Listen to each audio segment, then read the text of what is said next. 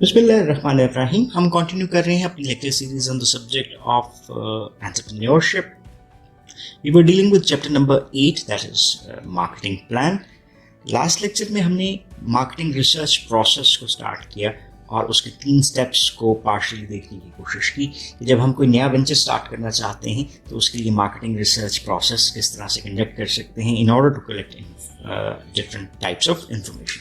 तो उसमें हमने पहला स्टेप जो कंक्लूड किया था वो ये था कि डिफाइनिंग द पर्पस और objective of this marketing research, और उसमें हमने ये रिकमेंड किया कि we must as a researcher और as an entrepreneur make a list of the information that will be needed to prepare the marketing plan. So once these objectives are clarified, there are many other objectives as well. तो हम जब इस purpose को define कर चुके हैं तो हम डिसाइड करते हैं कि हमें गैदर करना है डाटा, और डाटा के लिए हमारे पास 2 सोर्सेज आते हैं, primary source of data collection and secondary source. Secondary source में हमारे पास डिफरेंट ऑप्शंस हैं जिसमें हम trade magazines, newspaper, articles, libraries, government agencies, internet और कमर्शियल डाटा को यूज कर सकते हैं। देन हमने ये देखा कि हमारे पास स्टेप 3 पे गैदरिंग इंफॉर्मेशन है using the primary source of collection of data. So primary sources में हमने ऑब्जर्वेशन को अंडरस्टैंड किया, पार्टिसिपेटरी, नॉन पार्टिसिपेटरी ऑब्जर्वेशन को देखा, नेटवर्किंग क्या हो सकती है, इंटरव्यूइंग कैसे है, फोकस ग्रुप किस तरह से ऑपरेट करता है, एक्सपेरिमेंटेशन, और लास्ट जो हमने कंक्लूजन दिया था वो है कि एक और डाटा कलेक्शन इंस्ट्रूमेंट हम यूज कर सकते हैं, वो है क्वेश्चनर। सो अभी देखेंगे कि हमारे पास जो डिफरेंट सर्वे मेथड आते हैं वो क्या हैं, या कलेक्शन ऑफ इंफॉर्मेशन मेथड्स आते हैं। सो वन सर्वे मेथड या इज क्वेश्चनर, इसको सर्वे क्वेश्चनर के नाम से भी बुलाया जाता है। इसको थोड़ा सा भी डीप अंडरस्टैंडिंग की तरफ लेकर जाते हैं। There are certain different pros and cons. जैसे अगर हम ऑब्जर्वेशन की बात करें तो this is the simplest approach, और एंटरप्रेन्योर जो है ऑब्जर्व कर सकता है पोटेंशियल कस्टमर्स को ये, और रिकॉर्ड कर सकता है some aspect of their buying behaviour. दूसरा सोर्स जो हमने देखा था वो इंटरव्यू था, और इंटरव्यूइंग और जैसे हमने सर्वे की बात की वो मोस्ट कॉमन अप्रोच है जिसमें हम मार्केट इन्फॉर्मेशन को गैदर कर सकते हैं। लेकिन इंटरव्यू के लिए हम इंटरव्यूअर्स हायर करने पड़ सकते हैं जो कि मोर एक्सपेंसिव अप्रोच बन सकती है then the using of observation. Then हमारे पास आता है, और इसमें हम अभी देखते हैं कि इसका एक कंपैरिजन भी करते हैं कि हमारे पास जो डिफरेंट सर्वे टेक्निक्स हैं उसमें डिफरेंट एस्पेक्ट्स को हम किस तरह से यूज कर सकते हैं। एक और बहुत बड़ा सोर्स इसके ऊपर बात करना बहुत ज़रूरी है, that is the internet, which is becoming an important source of new ventures information.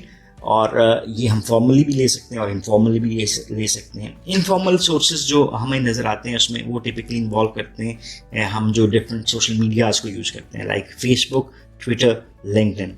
So entrepreneur उनसे हैं वो फेसबुक को यूज़ कर सकते हैं इंफॉर्मेशन गैदर करने के लिए। वहाँ पे सोशल नेटवर्क्स के ऊपर अपनी प्रोडक्ट्स को, सर्विसेज को, इन चीज़ों को शो ऑफ करके सर्टेन इंफॉर्मेशन गैदर कर सकते हैं। और इसमें अगर फॉर्मल रिसर्च मेथड की बात करें तो वो है वेब बेस्ड सर्विस। जैसे surveymonkey.com आपको प्रोविजन देता है कि आप एक ऑनलाइन क्वेश्चन डेवलप कर रहे हैं, गूगल डॉक्स आपको ये देता है, जैसे यहाँ पर दिया भी हुआ है SurveyMonkey, Zoom Rank, these are the most popular internet survey tools जो कि अवेलेबल है। देन हम पहुंचे क्वेश्चनर के ऊपर, और ये डाटा कलेक्शन इंस्ट्रूमेंट है, और ये एंटरप्रेन्योर कब यूज़ कर सकता है जब इसको हम एक तो पहली बात एज अ कैरेक्टरिस्टिक इसको स्पेसिफिकली डिज़ाइन कर सकते हैं वन और मोर ऑफ द ऑब्जेक्टिव्स को अचीव करने के लिए। और देन अगर हम इसको देखें तो सपोर्ट जो है वो रिक्वायर्ड होती है इन डिज़ाइनिंग अ क्वेश्चनर। ये अब स्मॉल बिजनेसेस जो कर रहे हैं, सर्टेन एक्सपर्ट्स हैं, उनको हम यूज़ कर सकते हैं। और लास्ट पे हमने फोकस ग्रुप को भी देखा, और फोकस ग्रुप में हम जैसे हमने पहले बात की थी कि इन डेप्थ इंफॉर्मेशन गैदर कर सकते हैं और ज़्यादा लोगों से एट वन टाइम इंफॉर्मेशन को गैदर किया जा सकता है। देन अभी देखते हैं कि हमारे पास जो क्वेश्चनर है उसका एक पैटर्न क्या नज़र आता है। जैसे for instance this is a developed questionnaire, और ये पर्सनल अरेंज सर्विसेज उसके लिए डेवलप किया गया। आप ये देखेंगे क्वेश्चन नंबर 1 आपको नज़र आ रहा है, of the following please check the 3 most frequent errands as a brand, I don't know, that you are likely to carry out during the work week. So अब आपके पास 1 2 3 4, ठीक है, आपके पास ऑप्शंस हैं, and then you can click few which are required. दूसरा question, please indicate which items you would be willing to pay for someone to carry out for you. अब ये आपके पास डिफरेंट ऑप्शंस आ गए. अब यहाँ पे पेमेंट मेथड भी दिया है, bank, shopping for non-clothing and non-grocery items, automotive services or repairs or any other writing, cleaners वगैरह वगैरह वगैरह, and then so on. Different आपको यहाँ पे ये क्वेश्चंस नज़र आ रहे हैं. सो जैसे अब प्राइसिंग के हवाले से ये आपको क्वेश्चन नज़र आ रहा है. सो आप क्या कर सकते हैं, क्वेश्चनियर्स को कस्टमाइज डेवलप कर सकते हैं for specific even products, specific brands और स्पेसिफिक सेट ऑफ प्रोडक्ट्स. जैसे अब आपके पास ये एज का एक आ गया. सो हाउ मेनी का जो आपके पोटेंशियल कस्टमर्स हैं उन्होंने इस क्वेश्चन को फिल किया और किस एज के लोगों का इंटरेस्ट ज़्यादा था. इस क्वेश्चन के स्टैटिस्टिकल एनालिसिस आपको बता देंगे किस इनकम लेवल के लोगों का इंटरेस्ट इस प्रोडक्ट में ज़्यादा था, किस जेंडर का ज़्यादा था, ठीक है, और देन फैमिली लाइफ साइकिल में किस किस्म के लोग जो हैं वो इनको ज़्यादा प्रेफर कर रहे हैं. So this kind of the data जो कि आपको इनफ इंफॉर्मेशन प्रोवाइड कर सकता है जिसकी बेस पे आप फर्दर डिसीजंस ले सकते हैं. सो ये तो हो गया क्वेश्चनर. और थर्ड हमने जिस स्टेप की बात की कि प्राइमरी डाटा. अब प्राइमरी डाटा के हवाले से एक कंपैरिजन हमारे सामने मौजूद है, comparison of the survey methods. अब जो सर्वे मेथड है उसके सर्टेन कैरेक्टरिस्टिक्स हैं. जो पहला कैरेक्टरिस्टिक है हमें वो नज़र आता है कि उसकी कॉस्ट निस्बतन कम हो सकती है, लेकिन डिफरेंट सोर्सेज में ये कॉस्ट भी डिफर करेगी. दूसरा है फ्लेक्सिबिलिटी. जैसे हमने कहा ना, ये कस्टमाइज हम कर सकते हैं अपनी मर्जी से, जो चीज़ें इसमें ऐड करना चाहें, इसमें से निकालना चाहें, हमारी प्रोडक्ट की ज़रूरत के मुताबिक, कंपनी की ज़रूरत के मुताबिक हम इसको क्रिएट कर सकते हैं. तीसरी चीज़ है रिस्पॉन्स रेट. रिस्पॉन्स रेट भी हमारा वेरी करता है अगर हम सर्वे के लिए मेथड क्या यूज़ कर रहे हैं. सो डिफरेंट मेथड्स के ऊपर अभी बात करेंगे कि उनका रिस्पॉन्स रेट किस तरह से होता है. और then fourth is the speed. क्योंकि जनरली हमें ये नज़र आता है कि सर्वे मेथड हमें इन स्पीड जल्दी डाटा देता है. Even all sources of survey methods हमें जल्दी डाटा दे सकते हैं, लेकिन थोड़ा सा जो डिफरेंस है उसको अंडरस्टैंड करते हैं. और and then depth of the data, how much detailed it can be. अब हमारे पास जो मेथड्स आते हैं सर्वे मेथड्स, वो क्या है. इसमें हमारे पास पहला मेथड आ जाता है जी टेलीफोनिक सर्विस. दूसरा मेथड आ जाता है बाय मेल. तीसरा मेथड हमारे पास आ जाता है पर्सनल सर्विस. और चौथा मेथड हमारे पास आ जाता है दैट इज़ यूजिंग इंटरनेट. तो ये चार हमारे पास जो मेथड्स नज़र आते हैं. अब कॉस्ट के हवाले से देखें तो टेलीफोन कॉल्स आज के ज़माने में are very much low cost. So ये इनएक्सपेंसिव हो सकता है और डिपेंड करता है डिस्टेंस कॉलिंग के ऊपर. जैसे international calling is might be still costly, लेकिन लोकल कॉल्स जो हैं वो आपको बहुत इकोनॉमिकल पड़ती हैं. फ्लेक्सिबिलिटी में आपको कुछ हद तक फ्लेक्सिबिलिटी मिलती है. आपके पास ये आंसर करने का भी मौका है कि आप क्लैरिफाई कर सकते हैं, अपने क्वेश्चंस को एक्सप्लेन कर सकते हैं. इसका रिस्पॉन्स रेट अच्छा है और ऑलमोस्ट जो रिसर्च बताती है ऑलमोस्ट 80% तक इसका रिस्पॉन्स रेट आ सकता है. ठीक है. और रिफ्यूज़ल्स जिनसे हैं या कल्चरल बेसिस के ऊपर ये थोड़ा सा वेरी कर सकता है. फास्टेस्ट मेथड है ऑब्टेनिंग इंफॉर्मेशन का, और इवन आप can contact many respondents in a short period. ये भी बेनिफिट है. और depth least detailed because of 8 to 10 minutes time limitation. कि आप जब किसी भी रैंडम कोल्ड कॉलिंग में इन्वॉल्व होते हैं तो आप बहुत ज़्यादा टाइम जो है वो शायद ना कंज्यूम कर पाएँ. सो इसका इंफॉर्मेशन उतनी डिटेल नहीं होती. मेल भी इनएक्सपेंसिव है निस्बतन कि आप कितनी मेल यूज़ करना चाह रहे हैं, आपको पेमेंट्स तो उसमें नहीं करनी पड़ती. इसमें फ्लेक्सिबिलिटी नहीं है. Once you have mailed a questionnaire तो आपको वो उसी तरह से आएगा. और सेल्फ एडमिनिस्ट्रेशन आपको उस तरह से करनी पड़ सकती है. सो सेल्फ एक्सप्लेनेटरी डॉक्यूमेंट आपको क्रिएट करना पड़ेगा क्वेश्चनियर की सूरत में. रिस्पॉन्स रेट इसका पोरेस्ट होता है बिकॉज आप अपने मेल बॉक्स को अगर देखें तो आपको बहुत सारी मेल्स ऐसी मिलती हैं जिसमें आपके पास सर्वेज आए होते हैं, लेकिन आप कभी भी उसको रिस्पॉन्ड नहीं कर रहे होते। देन क्योंकि रिस्पॉन्स अपनी मर्जी से आता है तो फिर इसका रिस्पॉन्स रेट भी कम है और रिस्पॉन्स स्पीड भी स्लो होती है। और एट टाइम्स हो सकता है वो बंदा 2 दिन बाद 10 दिन बाद मेल चेक कर रहा है अगर वो रिस्पॉन्स देना भी चाहता है, and then when he finds time he responds, तो इवन इसकी स्पीड स्लो हो जाती है। सम डेप्थ पॉसिबल है कि रिस्पॉन्डेंट्स जो है वो अगर कंप्लीट क्वेश्चनर आपका फिल करते हैं वो अपनी मर्जी के मुताबिक अगर आप उसको देते हैं ये टाइम, तो शायद इस पर इन डेप्थ इंफॉर्मेशन भी आपको मिल सके।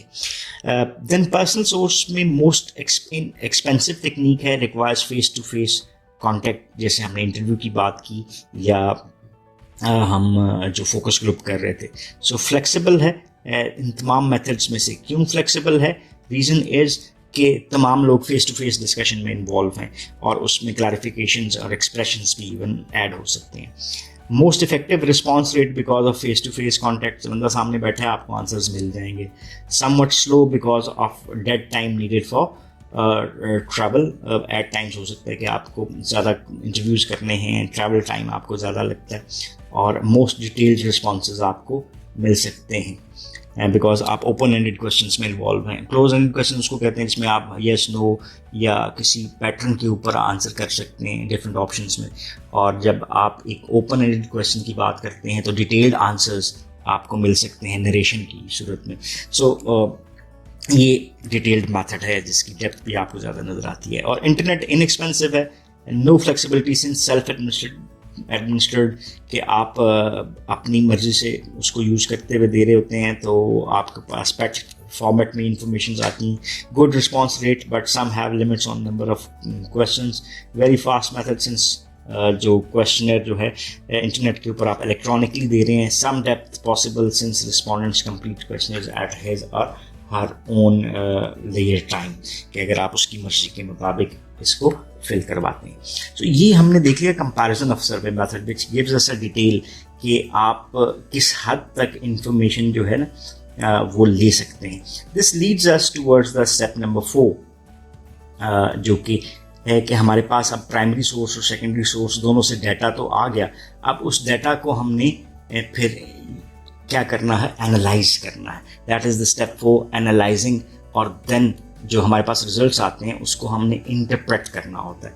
सो ये हमारा स्टेप 4 बनता है। Let's see what is this step 4। उससे हम किस किस्म की इंफॉर्मेशन जो है वो गैदर करना चाहें तो कर सकते हैं। सो स्टेप 4 में results can be tabulated by hand और ऑन अ कंप्यूटर। आपको नज़र आता है कि जो स्टैटिस्टिकल सॉफ्टवेयर हैं ना, हम उनको यूज़ कर सकते हैं। मोस्ट यूटिलाइज्ड सॉफ्टवेयर इस रिसर्च के हवाले से वो है statistical package for social sciences, और वो आपको खुद ब खुद टेस्ट रन करके दे देता है और डाटा आपको टैबुलेटेड फॉर्म में, टेबल की फॉर्म में बना देता है। चाहे आप अगर स्मॉल सेट ऑफ डाटा है आपके पास तो आप उसको बाय हैंड भी क्रिएट कर सकते हैं या बाय यूजिंग एक्सेल आप ये काम भी कर सकते हैं माइक्रोसॉफ्ट एक्सेल के ऊपर। So it depends upon the level of research जो कि आप कंडक्ट कर रहे हैं। देन जो आपके पास डिफरेंट इंफॉर्मेशन आई है वो मीनिंगलेस है until unless आप उसको इंटरप्रेट नहीं करेंगे। सो इवेलुएट किया आपने और देन इंटरप्रेट किया should be based on your research objective, यानी जो आपने रिसर्च का सवाल रखा था कि आपने क्या जानना है, आपका मकसद क्या है इस इंफॉर्मेशन का। जैसे फर्ज करें मैं एक मकसद बनाता हूँ कि what age group will most prefer this product, तो अब आपको मैं एक टेबल सा छोटा सा चले आपके लिए बना देता हूँ जिसमें आपने कहा कि 1, 2, 3 और 4 ग्रुप्स आपने रखे, 20 से 30, 31 से 40, 41 से 50 और 51 से 60। तो अब आपने जो सर्वे किया उसमें 230 रिस्पॉन्स इनके थे, 580 इनके थे, 170 और 30 इनके थे। तो आपको क्या नज़र आया कि सबसे ज़्यादा प्रेफर्ड जो आपको 2 वाले आंसर्स मिले हैं और वो एज है 31 से 40 साल। So you can conclude by this कि हमारी प्रोडक्ट परचेज में मैक्सिमम परचेजर्स कौन होंगे। Top group will be the people around age of 30s to 40s। तो आपकी जो मार्केटिंग स्ट्रैटेजी है वो ज़्यादा उस तरफ हो सकती है कि हम फर्स्ट लाइन के ऊपर उनको प्रेफर करें, फिर दूसरे नंबर पर जो एज ग्रुप आपको आता हुआ नज़र आता है। So even cross tabulated data can provide more focus results. Cross tabulation हम उसको कहते हैं जहाँ पे आपको ये दोनों चीज़ें नज़र आ रही हैं, चलें ये बना लिया, कुछ फैक्टर्स इधर हैं, कुछ इधर हैं, कुछ इधर हैं और कुछ इधर हैं, और ये इन्फॉर्मेशन आपको इसके और इसके बारे में, और ये इन्फॉर्मेशन इसके और इसके बारे में आपको इन्फॉर्मेशन देगी। सो क्रॉस टैबुलेटेड डाटा जो है वो आपको मोर फोकस्ड रिजल्ट्स प्रोवाइड कर सकता है। So this concludes our basic process of marketing research, जो कि हमें इंफॉर्मेशन बेसिस दे सकता है। सो इसको कंक्लूड करते हैं, चारों स्टेप्स को एक दफ़ा से दोबारा देख लेते हैं।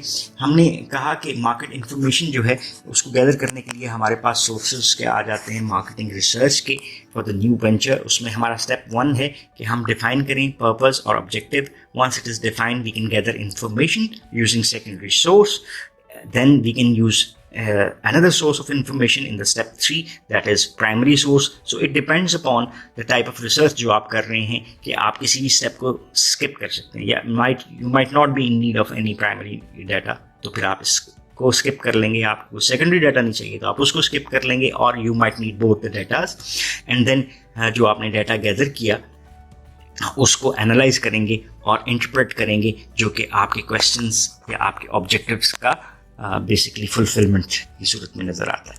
सो that's all about this lecture. If you still have any question और queries you can ask in the comment section and we will definitely love to answer those. So once again thanking you for watching this lecture. Have a nice time. अल्लाह हाफिज़।